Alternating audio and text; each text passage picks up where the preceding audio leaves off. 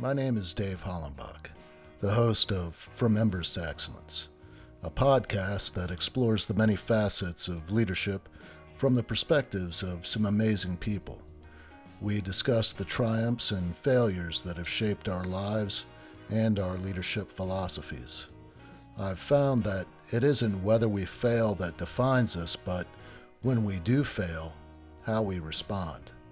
Leaders dust off the ashes and use their failures as fuel to work harder and as lessons to come back wiser and stronger, more resilient, more determined, and more committed to excellence. Today I'm speaking with Hamish Thomson. A New Zealander by birth, Hamish is a seasoned global leadership executive, and in his 30-year career, he's been a successful CEO / regional president and global brand head for Mars Incorporated, a senior marketing and sales lead for Reebok International, and a fresh-faced account executive in the London advertising scene. A startup advisor and investor, board director, and keynote speaker, he is the author of the Wiley published international business book, It's Not Always Right to Be Right, an autobiographical account of leadership and personal lessons relating to breakthrough and transformation. Hamish, I'm really excited to have you on the show today. And at the end of the show, we'll touch on it again. But just at the start, I'd like to point out that if people want to learn more about you, they can connect with you and read about you at HamishRThompson.com, and I'll have that link in the show notes. So, thank you very much for coming on, and welcome. Hey Dave, nice to be here, and good to connect. Yeah, I want to start off in the beginning. You were born and raised in New Zealand. Yeah, it's I'm a passionate New Zealand supporter, and I'm a tragic All Black supporter, which is our rugby team. So I spent a fair bit of time in the US, and the Eagles rugby team are developing, but it is a different sport over there. So I spent first part of all my sort of youth growing up with an NZ, and it's a beautiful part of the world. It's absolutely stunning, particularly the South Island, very scenic. Outdoors adventure. It's a good place, to be honest. But I think most New Zealanders, and even though I'm based in Australia at the moment, most Kiwis, we're insanely curious, and I think we are, because you know that we're small and you need to see an outside-in perspective, and that sort of travel bug sort of pushes us overseas and out, and we like perspective overall. So following university, jumped overseas, did the 1 year overseas experience into London, but that turned out about 10 or 12 years. Got into the world of advertising, and then sports and fitness within Reebok. Went across to live in Amsterdam for a couple of years, heading up European marketing, which was very cool. And then after the birth of our first kid, we're 3 now, ventured back home, and I joined Mars Incorporated. And I did 20 wonderful years with them, a variety of different sort of marketing global roles, UK again, Australia Pacific, a fair bit of time in Chicago, and probably the last 12 years sort of doing CEO, regional president roles. And the last couple of years, I took the crazy decision, which my wife and boss still think I'm crazy. I resigned business that I love, but I just wanted to do something different. So I got into a bit of writing, startup advising, investing, a couple of boards for men's mental health, suicide prevention, which I'm pretty passionate around, and enjoying myself. Can you talk a little bit about your book and really what led you to write that? What inspired the book? Yeah, it was originally, and it was quite interesting. After, and I know you sort of, when getting out of the fire service, you sort of you reflect on things, and I sat down virtually. I think it was the second evening after taking a change from big bad corporate world, and I started to almost document all those lessons that I think I had learnt over a number of years. And I didn't do it for a book. Originally, I did it more for purely for the kids. So I thought, okay, you talk to your kids, they never listen, of course, but how do you almost document something? So I wrote down, I think I got a list of about 67 or so, and no technical or functional elements, or sort of leadership, a lot of mistakes, but observations, experiences along the way. So originally I purely documented for the kids, and then lo and behold, I started to sort of try and construct them. I started out in London advertising as a very average, crappy copywriter. Quickly got sort of moved on to other things. So the writing style came out, and then had a connection within Wiley, put it through to them, and they said, yeah, let's turn it into a proper manuscript. So yeah, enjoyable process, good learnings, good insights.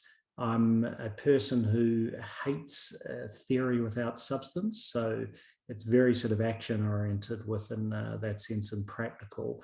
But as I mentioned to you earlier when we spoke, it solidifies your thoughts around leadership, what's important, what your values are. I'm sure they'll change over time, which is good, because I'm open to change. But it's been great to sort of solidify those experiences. Before we started talking about your book, you mentioned that you're passionate about men's mental health, suicide prevention.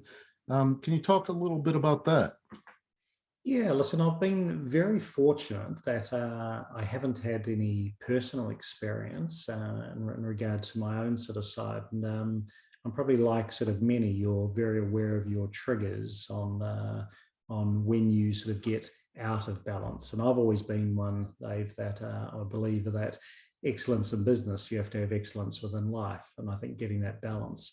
But at the same time, like every single one of your viewers and listeners, we all know people who've gone through mental health issues. And I've known that right throughout my life. And I've had a lot of people, work-wise, but also personal friends who've had depression against that. And unfortunately, some have succumbed to suicide. So it's a cause that I'm passionate around. I believe the awareness is unbelievably strong at the moment, which is great. So I think men have fostered an encouragement of discussing openness and awareness. What I'm more interested in is this, Facebook have that quote, don't confuse motion for impact. And I like that. So how do you turn self-awareness into self-development? So what are those practicalities that you can bring to a workplace environment, a community, a sporting event, etc., beyond asking, are you okay? After that, what are those practical elements to be able to help people? So big believer in it, but I think we're only touching the surface. And unfortunately, COVID's accelerated a lot of those sort of lack of connection issues. But yeah, it's a good cause, and something I'm pretty passionate around. What is the organization that you are currently working with? Yeah, it's called OzHelp, and it's probably been around for last 20 odd years. It's one of Australia's leading sort of mental health providers, but they focus on high risk, hard to reach, male dominated areas. So think in regard to firefighting within that, particularly within rural areas, building and construction. Unfortunately, within that, it's the male stigma. And I think from a New Zealand, the sort of male perspective, it's often hard to talk around these areas: mining, farming, transport, logistics. So that's the sort of focus on it. And unfortunately, rates within those high risk, hard to reach locations are actually 6 times prevalence in regard to normal suicide statistics. So great people know what they're doing, good cause, but how do you extend their reach? And one quote, it's a lot of foundations and non-for-profits, they miss, I think, the importance of being commercial and effective. And there's a great quote that says, performance without purpose is meaningless, but purpose without performance is impossible. And that's where I think the blend between commercial and purpose-led organizations is very strong. If you're commercial, if you're effective, efficient within your operations, you can really extend your reach. And your reach is about the ability to help more people, serve more people, and make a difference within the lives. So I think that's where even things from climate change, sustainability, human rights, etc., purpose-led organizations now, they're making a difference because they're commercial. They can be fast, they can be nimble, they can be agile. So I quite like that balance, actually. What are some of the things that this organization does to have an impact on that area, the vocations that you're talking about? Yeah, mainly, well, I suppose sort of almost twofold. So one, getting that awareness up in the first place, and then the encouragement to have people talk. So also it will go into multiple different businesses directly and have discussions with workers. So for example, within building sites, they'll actually have overall sessions with all the workers to discuss on that, but equally set up sort of one-on-one sessions. So you'll have your health screening, which talks around your sleep patterns, your connections in regard to family, friends, community. Are you aware of financial elements, diet, nutritional, exercise? You think around within the transport industry, very lonely in regard to long stretches, lack of connectivity within that. So it's having those discussions, placing obviously contact points in regard to relevant counselling services if need be, but bringing awareness to the issue and then some of those sort of practical elements and support. Great people, and if I can support and add value on that sort of commercial lens to extend that reach, I think it's valuable. But as you're aware, there are many organisations, and it's pretty humbling on that front. And I know within your background as well, my God, the exposure that you guys and girls have seen on a daily basis. It's the same within vets, obviously, as well. It's something you've got to take quite seriously. Yeah, I'm interested to learn more about your book. The autobiographical part of your book, I'm guessing you talk about your personal experiences, but where do you start in your book? Do you start when your personal professional development as a young adult, or do you start even younger than that? Yeah, I don't have a set format within there, and my personality is I like new and I like different. So the very first element is probably talking around my values and my sort of beliefs and what I've sort of learned over time. And it's not chronological in regard to sort of order-wise. And I think my opening talks around going back onto that substance without theory. There are thousands of leadership books that I've probably sort of started. And I don't know about you, I probably get within the first 50 pages and I put them down because very theoretical, very academic, but not practical or action oriented. So I'm a very results oriented person. I think I'd probably describe myself as a pragmatist within there. But I want stuff that you get an insight, but then what can you do with that insight? So I've developed probably around sort of 40 different sort of models and all that I talk around. And these are leadership learnings and insights that I've garnered over this 30 years, some through mistakes, or in fact, many through mistakes. And I think that's, you talk around that about embracing failure and really sort of making the most of those. And an insight is a wonderful thing, providing you do something with it. And how do you get that conversion rate within that? And just even on that front, providing as a leader psychological safety to people to allow them to make mistakes and then not get into the directing mode, be able to coach, etc. So that's probably the element. And one thing, Dave, which I think I've liked around the book, at the end of every chapter and every subject, I've got a different contributing editor to come in. And these are other CEOs, global corps, consultants, different authors, diplomats, lawyers, right across that sort of field. They come in, and I've got them for a couple of pages to critique my thoughts, to challenge, to either build on them or discard in some ways. And I like that perspective. I had a boss who once told me, Hamish, your mind works like a parachute, best when open. And I like being challenged. It's different on that. And that's, I said, my views, I know they'll change over time. So I'm the typical CEO arrogant, and I have this view here, but I know over time when I hear different views, if I'm going right and someone's saying left, I now start to think, why aren't I going left? And that's different from when I was a young pup. Yeah. And I'm very curious about your career, starting off in London and really making your way through the corporate world. I'm guessing you didn't start off at the CEO level, but had to work your way up, making mistakes along the way. How did you maintain your upward mobility through that growth? I mean, not everybody is going to achieve the levels that you've achieved. I'm wondering if you've been able to distill maybe those success principles that you applied in your own life.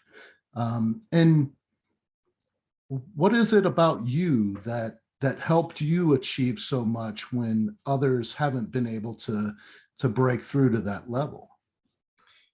Yeah, I don't know, and I think it's all relative within that sense. So on a resume, yeah, okay, I've achieved a few sort of things within there, but it's probably how you interpret or define success within that sense.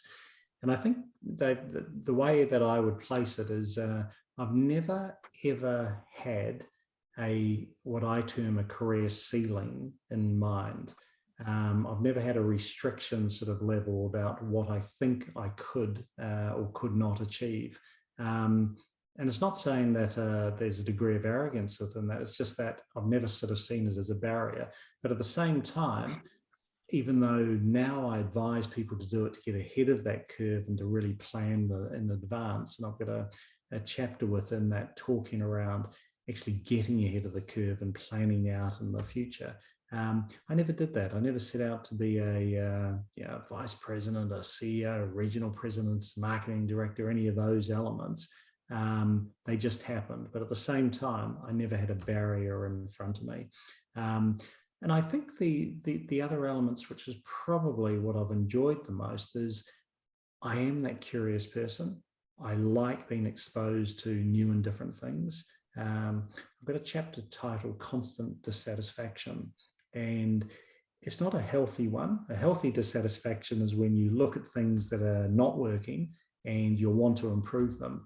I've got one of those frustrating styles that even when things are working the status quo, what do you need to do to get in front?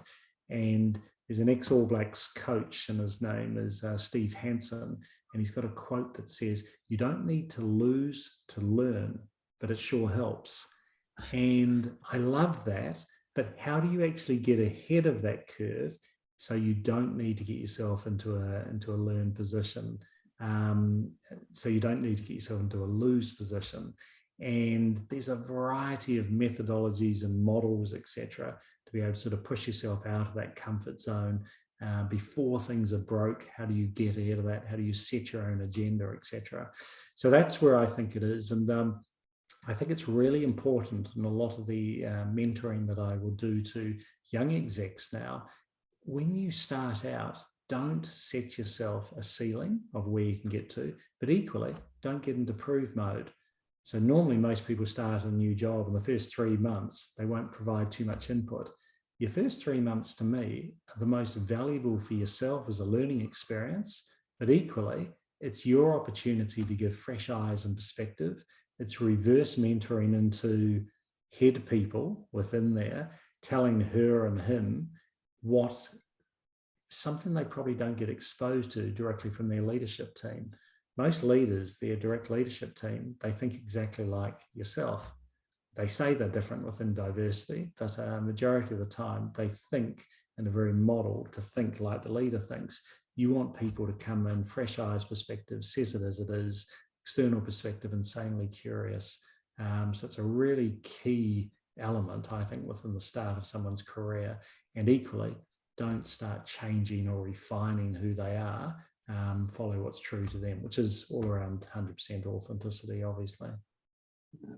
Is that how you uh, started off early on in your career, or did you Yeah, develop that?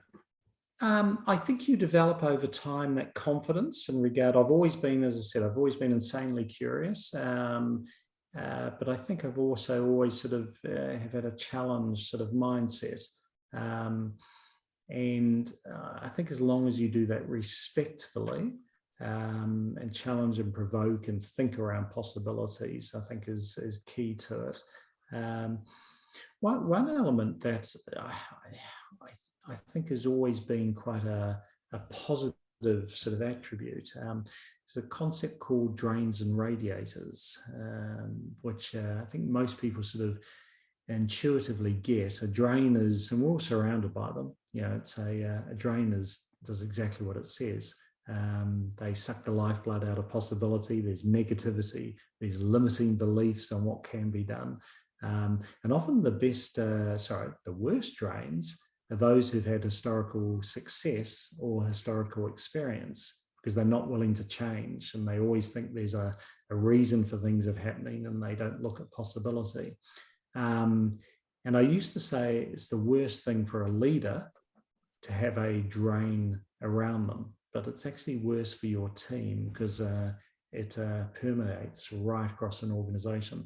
Whereas a radiator is a possibility mindset, looks for opportunity, radiates inspiration right across a wider group. And I think I've always had that from day one around that possibility. And you don't have to be an extrovert. I'm pretty sort of, as my wife says, got a face for radio, and I'm very monotone and quite sort of measured. But it's as long as I think you've got that possibility mindset and positivity, which I think I've always had, and that works in personal life as well as it does. And don't get me wrong, we all have our drain moments. Yeah, it's good to have a moan and stuff on that. But by heck, you don't want them for too long. So that's something now I really encourage within business or my leadership teams right throughout an organization. How do you get that positivity? And it's not a Pollyanna. It doesn't have to agree with everything. You still want a challenger and a hard ass sort of financial officer. Really, she or he's pushing hard, but I think it's really important on that front. Can you recall some defining moments in your career, maybe some of those profound learning opportunities that helped shape or helped guide you on a certain path or trajectory? Yeah, I think there are many that sort of shape you over time, and I'm always curious when I hear of others' experience. They sort of pull out one or two sort of defining ones, and I don't know if I've actually got defining ones. I've got multiple ones, and I'll talk around sort of one or two. But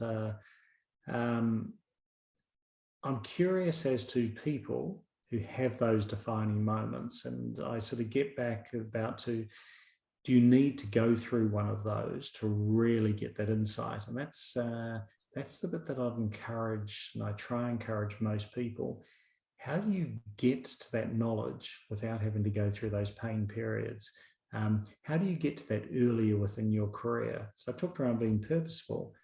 Majority of people, I'm 52 now, majority of people within their 20s, 30s, they don't really get to that philosophical state about it's not being about me, it's about others until your 40s. So how do you get to that earlier? My one's probably the one that I talk around. I've got a concept about the man who used to smile. And this happened when I was living in the Netherlands, and pretty cool place, 27-year-old living in Amsterdam, looking after European sports and marketing, all the events, with a young sort of wife and one kid along the way. It was hard not to enjoy yourself. Yet I got introduced by a very good friend of mine, a Scotsman called Colin, and he introduced me to his wife, and he said, or his fiance, and he said, Pam, I'd like you to meet Hamish, the man who used to smile. And I sort of pulled it aside, what the hell do you mean? And the whole concept was that I started to take things way too seriously. And importantly, I started to try and be the executive and the senior leader that I thought other people wanted me to be, as opposed to being, this is my style, this is what works for me. And it was a real sort of wake-up call. And I went through, I've done this sort of 2 or 3 times in my career. There's a great center for, it's called Center for Creative Leadership, CCL, based out of Colorado Springs, which is a beautiful part, very similar to New Zealand, probably, as you know, Boulder. The same message came across. Not really, don't know if this leadership gig's all that important. And it was important because it was about define your own leadership style. What's important to you? What are the values? Your style works or it doesn't. Refine it, but don't fundamentally change who you are. And that was a really sort of key lesson. As soon as I started to do that, hey, we've all got warts and all. I got so many weaknesses within. I don't have to be the most charismatic or flashy sort of leader. My style works for me, and as long as you're being authentic, I think the majority of people respect that. And that's where trust and depth of relationships, I think, are absolutely critical. And you would have seen it with all your guests, no matter how technically or functionally brilliant or expert they will be, if they haven't got solid relationships and have worked on that, it's very limiting. You'll get exceptions, but majority of time, relationships come way ahead of law and logic. What are some of the values that you've tried to foster in the organizations that you've led? Yeah, and I think it's my sort of view on it is everyone's got different values, and it's not to say that somebody else's values are right or wrong, they're just different. And I do think diversity of thought is critical within any organization. So I always encourage that. But you need to actually set those values and boundaries of what you want within your organization. So those are key. So my personal ones have always been trust, dignity, and respect. And I've tried to foster that through the teams, the leaders, the people that I have around me that will have consistent values to those.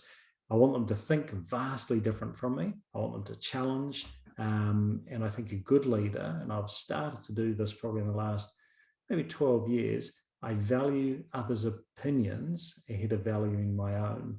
And there is a decision-making hierarchy you'll make at the end, but I'm very curious around hearing from other people.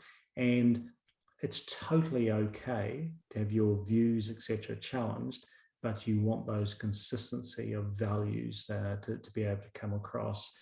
And probably sort of linked to that, I think the main sort of side, which I've experienced, this is the title of the book, It's Not Always Right to Be Right. I used to be one of those leaders, and you grow up thinking this, that you have to be right every single time. That's what a leader does. I always used to think that. So I'd get in debates, dialogues, discussions, diatribes back and forth, and I was quite good at it. It was intellectual sparring, and I used to, majority of cases, I'd win within that. And after a while, and this sort of got to me sort of around the 30s, I realized, well, yeah, okay, you may be winning these one-off transactions, but one, I have massive limitations in regard to getting new ideas and concepts through because I'm already listening. I think I'm right. I'm not listening to them. So I'm not seeking to understand before being understood, which is really critical. Two, I had one-off transactional wins, but then I started to sort of step back, and you will never get a break, well, very seldom you get a breakthrough or a transformation in results when you haven't developed a depth and a trust of relationship. But if I'm right and you're always wrong, and I tell you that the whole time, we're never going to develop a mutual relationship. So Yeah. stage 2 and stage 3, that's why people go through multiple marriages. I think you have to actually develop that. So selfishly, I realized to get a breakthrough, you need to develop longer term relationships, and you can't always be right. And then the last one, which probably hurt as a leader, because I think one of the leaders' first jobs are unlocking potential within others. If you're always right, nobody challenges you, and you don't develop your people under you because they're almost resigned to inertia. No point challenging this guy. He's always going to be right. So it's just a walk away, and I'll keep my opinions to myself. So the best leaders, you compromise, you listen to others ahead of yourself, you show humility, massive vulnerability when you get things wrong, because you can help other people along the way. But I learned pretty quickly, stop being right. And I think that's a key value. You don't always have to be right. Yeah, no, that's huge. No,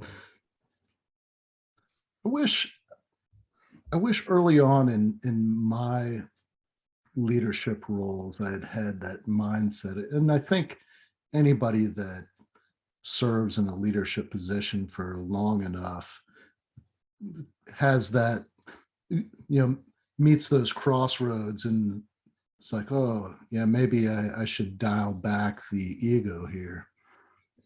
It's it's an easy one to say, isn't it? I always sort of I've got one of these contributing authors sort of challenged me on this aspect. I've got within one chapter which talks around respected and liked, and it'll be very interesting within your industries. Obviously within the Navy, but also the Fire Force forces. I've got a very firm view that the very best leaders are those who are respected but also liked. Now, I'm not saying that's right or wrong, because a lot of people have different views on this from me. The respect is a given. Unless you're respected as a leader, we all know this, you'll never be able to have crucial conversations and development, etc. But those leaders who I've looked at over time, who are those leaders that have actually stepped up, gone beyond my job description, worked incredible hours, and in my terms, walk over coals for? And those are the leaders that I respect, undeniably, but also like. And when they have a crucial conversation with me, I know, even though it may be hard and I get a grilling or something, that's sort of a bit of a scolding, if you like, I know they're starting from a position of genuine care. And when that comes from somebody who you like, and you think around respected family and friends, even when I go back on that mental health sort of element, when people have a discussion with you that's a crucial and a difficult one, if they start from a position of genuine empathetic care, you know it's coming from a good place. So the challenge I got on this concept of walking over coals, hot coals, for people you respect and like, the challenge came back and said, a great leader will walk over burning coals for their people. And it was just a different way to sort of look at it. That's truly what an exceptional leader does. They're there, and it's obviously that concept of servant leadership, but you're there as a leader to walk over heaps of it. You'll do anything for those people who work for you. And I really liked that. I like that concept. Another one, just very quickly related to that. We've all been involved in different sort of engagement surveys and Gallup and things, and it's great. And I always thought, as a leader, you want your team to love you. So you want these great scores. It's pretty easy for your team to love a leader, because if you don't get on with your leader, the leader's not going to get hurt that much. It's going to be you who's going to miss the promotion, miss the development opportunities, the freedom and autonomy. The real challenge for a leader is, how do you get your team to love each other, to really work and trust each other? And even if that goes against you as a leader, that's all right, because that's where the magic happens. And you think around those, lieutenants or whatever who will work together, and they form their camaraderie in the high performance team environment. and there's all processes and models to be able to go through, but it's a different way of looking at it. And that's where I think the best leaders are often the unassuming, humble ones. And the last thing I'll say, though, because I'm rambling on this, but there's a great Maori proverb, which is the indigenous population for New Zealand. And it says, the sweet potato or the kumara does not have to say how sweet it is. And I like that. And that's unassuming leadership, which for me works incredibly well. I want to touch on you mentioned respect, and very similar to what you just said about the sweet potato. One of the things that I would teach in the Lieutenant's Academy is a company officer academy for those individuals that are about to be promoted or they're aspiring to promote to the company officer position. One of the first things that I would let them know, well, I mean, we'd have discussions around this. And,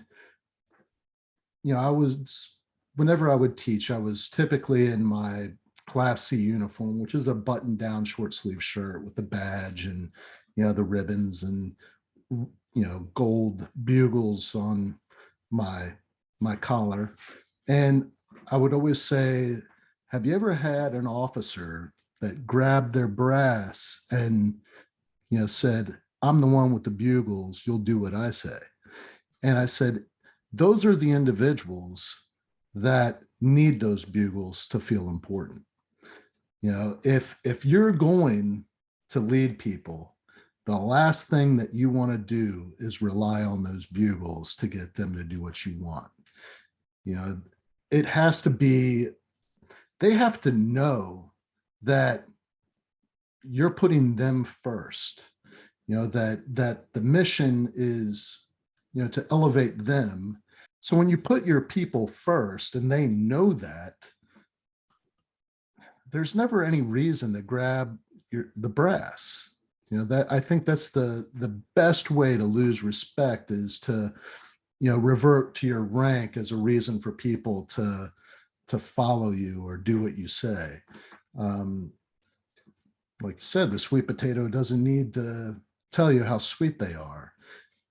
I don't need to tell you that I'm the guy in charge. I mean, that if I'm the guy in charge, then I'm the guy in charge and I'm responsible for the team. And that means developing those relationships, understanding what they want to achieve or what they look to gain from being on my team. And I have to work really hard at learning the skills that I want to instill in them or develop in them. So, yeah, it's I think all about that servant leadership. It's a very nice it's a very nice and compelling way to describe it. I've never actually sort of thought around that grabbing and using that as a badge of power as of such.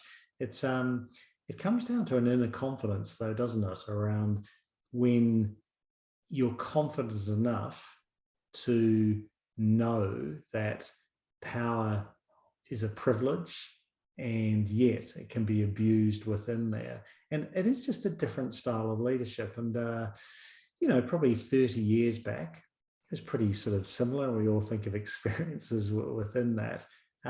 It still happens today. There's no doubt around it. We see it everywhere. And I'm not saying it's wrong, but I think most people now don't relate to it. And the reason that I think I personally don't relate to it is it doesn't unlock that potential within others. And whether that's parenthood experience, sort of tenure, age, or whatever it is, that is probably the most compelling, inspiring element of leadership that I think everyone talks around. And it's quite interesting.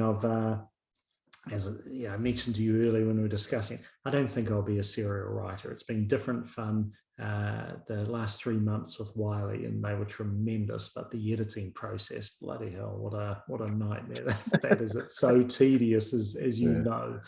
However, the concept of people that I've spoken to at CEO sort of level, I always sort of ask them, I said, what would you do differently if you had your time again? And there's a concept behind this, I think, which possibility within another book around if I knew then what I know now. And they always say three things. Well, they say two things, and the third one, probably 50% of people say. First two are, I wish I'd gone bolder and I wish I'd gone faster. And the third one, which is around 50% will say, is I wish I'd been more purposeful, but done it earlier within my career. And when you dig deeper on that, it's purposeful within impact, community, wider environment, planet, etc. But it always comes back to, I wish I'd thought of other people and put them ahead of myself earlier.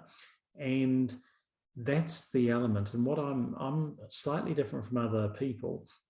I think the youth of today and this new generation, and yeah, you can argue around, different elements. I'm incredibly optimistic. I think they're coming through with less biases than us, and more of a community global spirit, and a positivity and a possibility mindset of things can be different.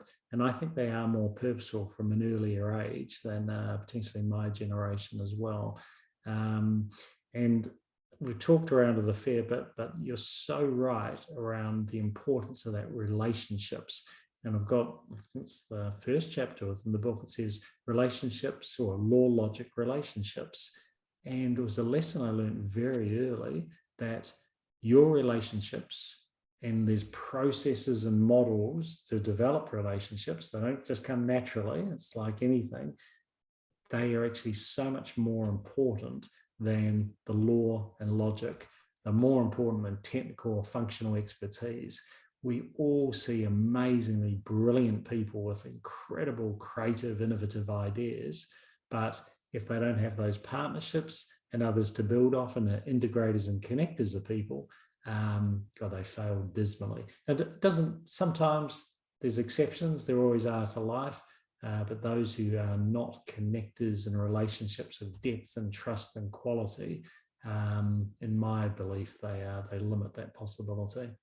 Yeah, I would agree. I would agree with that 100%.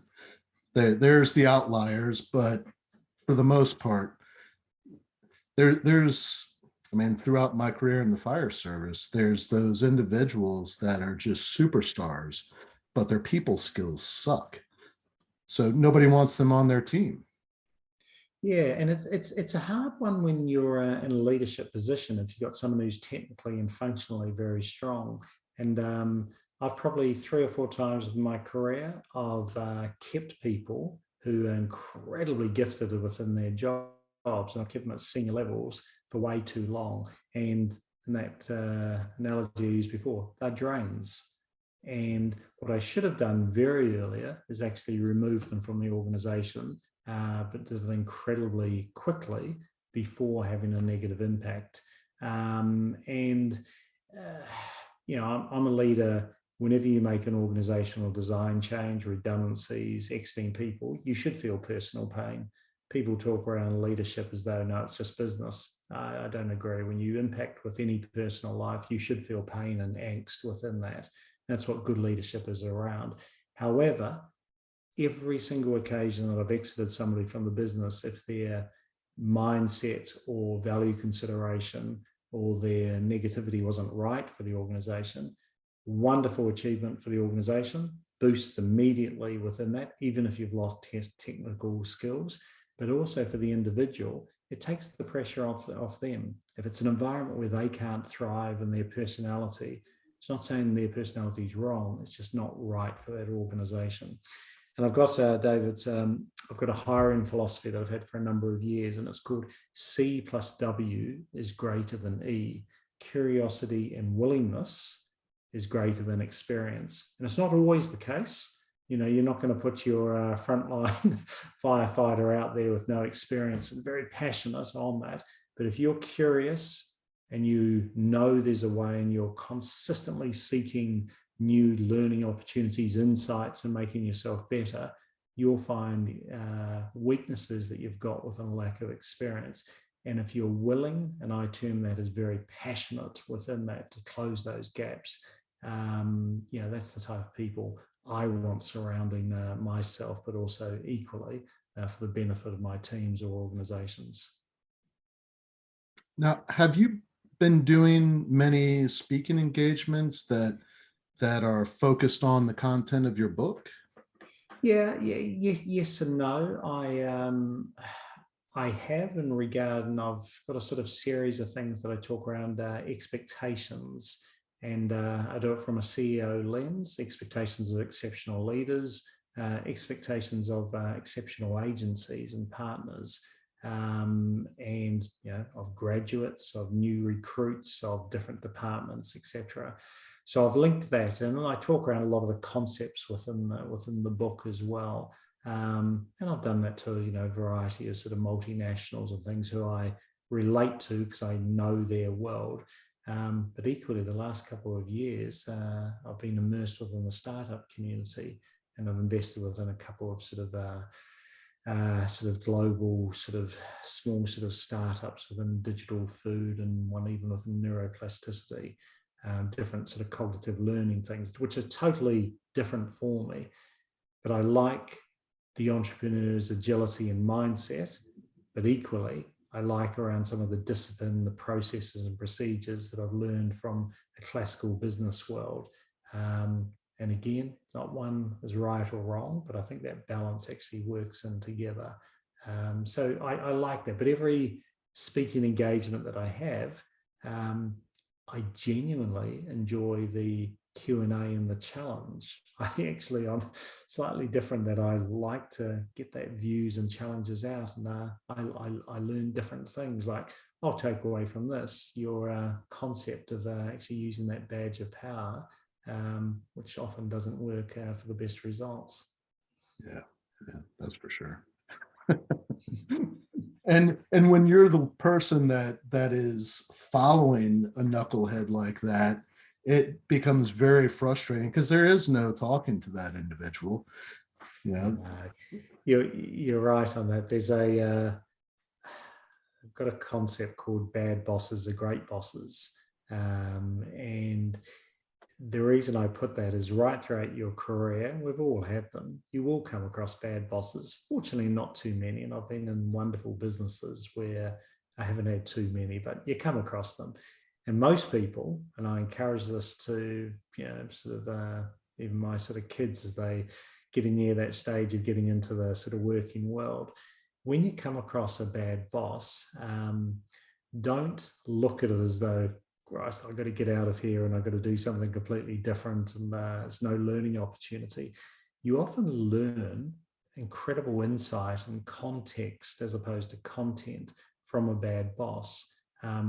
What are those behaviors that you don't resonate with? What are those actions, mindsets, personality traits that don't get the best out of other people?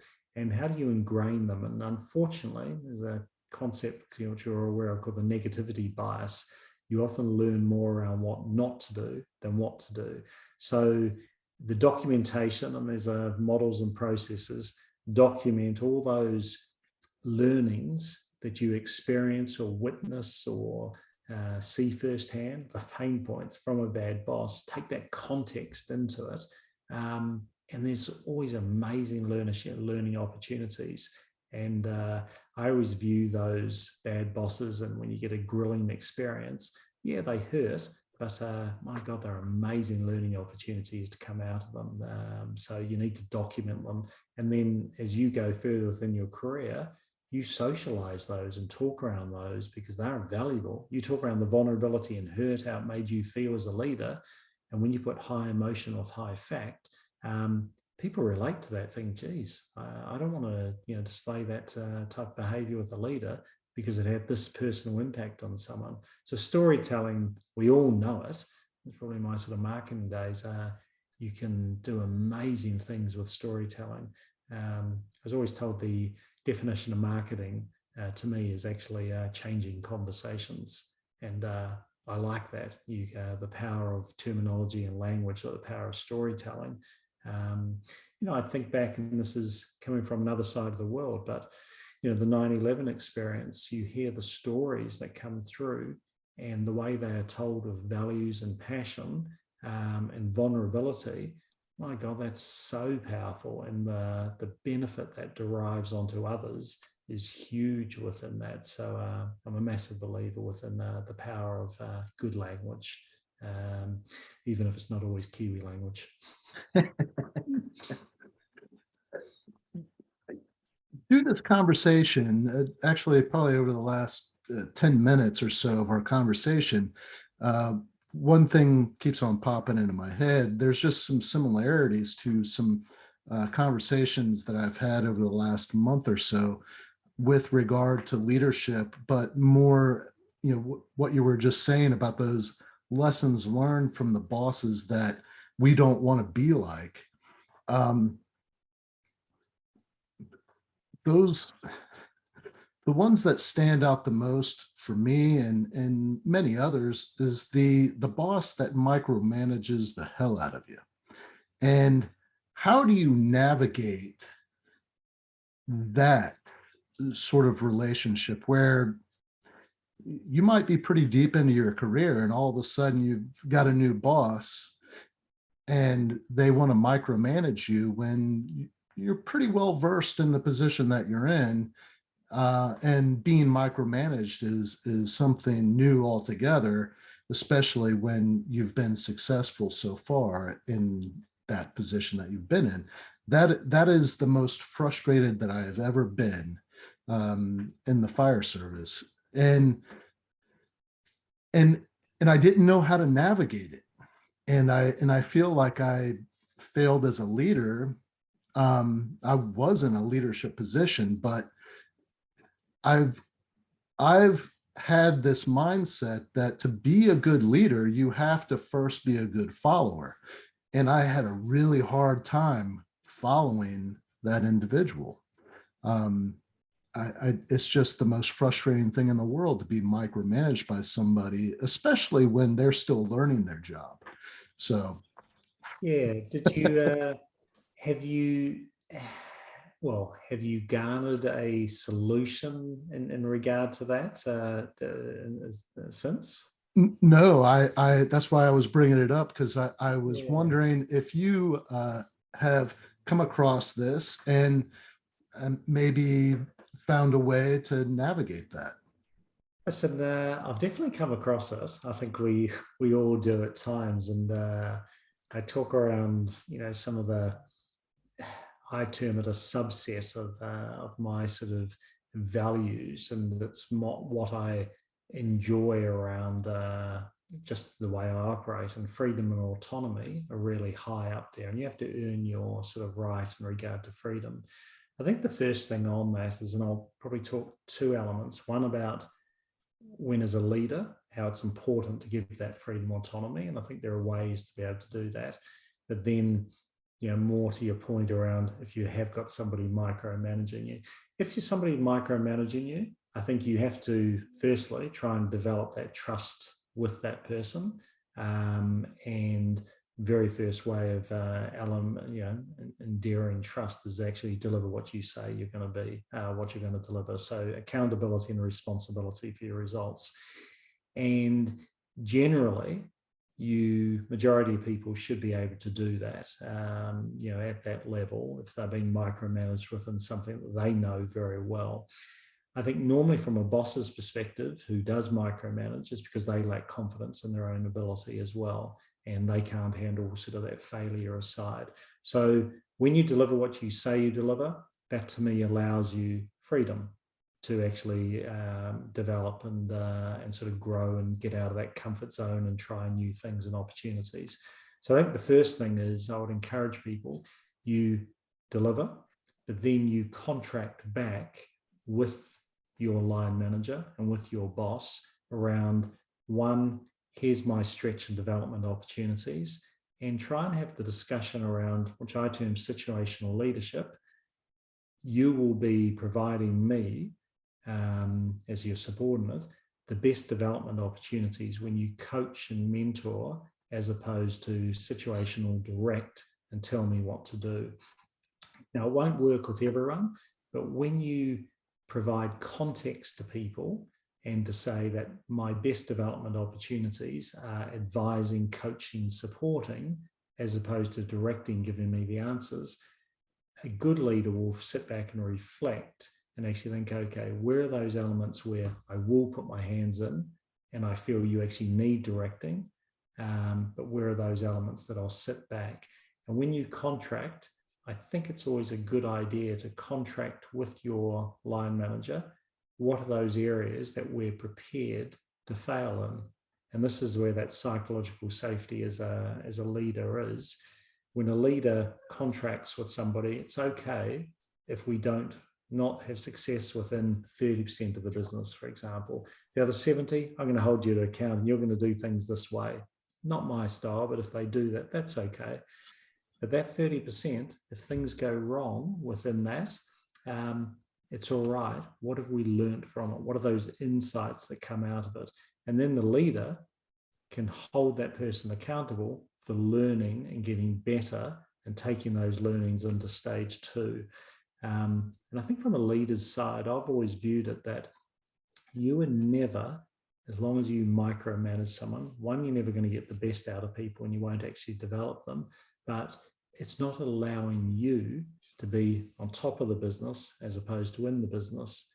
And you do need thought leadership time and the ability to step outside, look for a different adjacencies, perspective, curiosity coming in.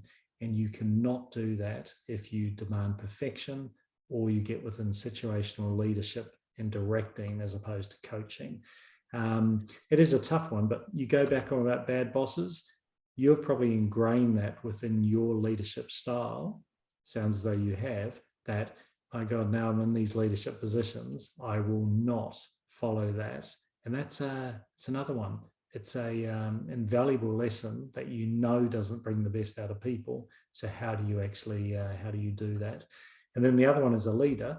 If you have to micromanage someone the whole time, forgetting about even style, you probably haven't got the right person working with you, showing that development as well. It's a tough one though. I had reached out to, talking about this particular situation in my career, I had reached out to my mentor at the time to get direction on how to deal with it. And he suggested I read this particular book, and I don't even remember. And it was very frustrating to get that from my mentor because I knew he had insight on how to deal with it. He just didn't want to take the time.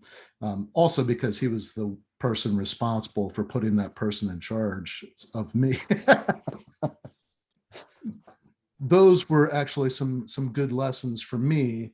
I also learned from that one, I didn't like being told I should read this book. I wanted to, have a conversation and get some coaching.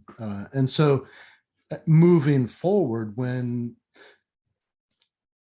I either witnessed one of my company officers micromanaging their team, I would take some time to work with them and say, hey, listen, what I've been seeing is micromanagement behavior. Do you need more time to coach and develop those individuals? Or is it that maybe you might have some insecurities about those different items that maybe we need to develop together in that way? Because I want to make sure that I'm giving them the attention that they need so that they feel confident in their abilities. Unfortunately, this one particular individual and instance that I'm talking about, the person just had that kind of personality where they were pretty insecure and probably didn't need to be in that position. So Yeah, that goes back again about that inner confidence or the lack of inner confidence within that. And those insecurities, we talk around that power of storytelling. It's amazing as a leader when you show that vulnerability, you'll get that depth of trust, etc. But people relate to that. they understand it. It allows them to be sort of very authentic within that, and that unlocks things. I'm a massive believer, and I think everyone's got incredibly amount of dormant, untapped potential. And one way I think that good leadership does that is, how do you set very stretch and ambitious targets that force people to do things differently? And I've got a concept and a model developed, which I use over time, called the 30% rule. And you'll take one part of your business, and this is similar to what I talk around about sort of risk taking. You set an ambitious target that, in this case, 30%, but it may be 80%, maybe 200%. But the only way to achieve it is doing something completely different that's ever been done before. So your current methodologies, ways of working, processes, thought, mindset will not be able to achieve that. And the only way you can do it is external perspective, thinking completely out of the box. And what it does as a leader, you can't, because you don't have the solution yourself, you can't get into directing mode. You can only get into coaching, support, advice, mentor. Here's the connections. Have you considered this adjacency? And it's a wonderful stretch opportunity, but as an unlocker of potential. And the amount of times that people will discover new methodologies to be able to get to things they didn't think possible is absolutely huge. Now, don't get me wrong, a heap of failures happen within that, but virtually every single occasion, there's insight, and it actually stretches an individual's mindset of what is possible, and they develop new competencies. And for a leader, that's about providing that psychological safety. You can accept failure, you embrace failure, you celebrate it, you talk around it, but equally, you really look for the insight that comes out, and you have to not direct, but equally, you have to accept less imperfection. And even if you've got an idea of how it could be done, the process to go through, it's not about you as an individual. It's around letting the others actually discover it. And I love that. And I try and incorporate that within every one of people within my leadership team, but also right throughout the business. And people have got so much dormant, untapped potential. Even old buggers like myself, I think there's so much more we can offer. We just don't have a clue about it yet. With regard to your book, I can tell just through the conversation that the work that you've put into it, the goal is to help the people that read it achieve some pretty good growth, learn some lessons that you've learned through your career. What do you feel that there are some key takeaways, or the ideal readership of your book? Yeah, but possibly. I think I think the most key element, and I know it's discussed, so many elements, is around this concept of authenticity. But I think that all exceptional leadership at all levels, and it's not even leadership, is around being 100% authentic. And I hope that's the key takeaway from this, because I show warts and all, a lot of my mistakes and everything over the years. And one of the chapter headings is Vidal Gore, was a sort of old very sort of talented, very opinionated sort of writer, philosopher, etc. And he said the four most important words, "I told you so." And it was just really sort of interesting around that sort of style and arrogance in some ways, but equally it was an assurance of being 100% authentic is actually okay. And I think the importance of being you is 100% true, because you won't unlock that potential. And it's another concept I have, and I start with virtually all my sort of keynotes and things. Is this concept again? It's another percentage element, 98% rule. 98% of what you hear within feedback concepts, let it go over your shoulder. It's only the 2% that resonate with you. Those are the ones you take and actually build on. And the reason I say that is I've seen within so many young leaders, they get overwhelmed by the amount of feedback. You should be doing this, you should be going that way, change your style, etc. You don't. You refine yourself, but you don't fundamentally change who you are. And that's what I'm hoping comes out of the book in itself. How do you really lift and develop yourself?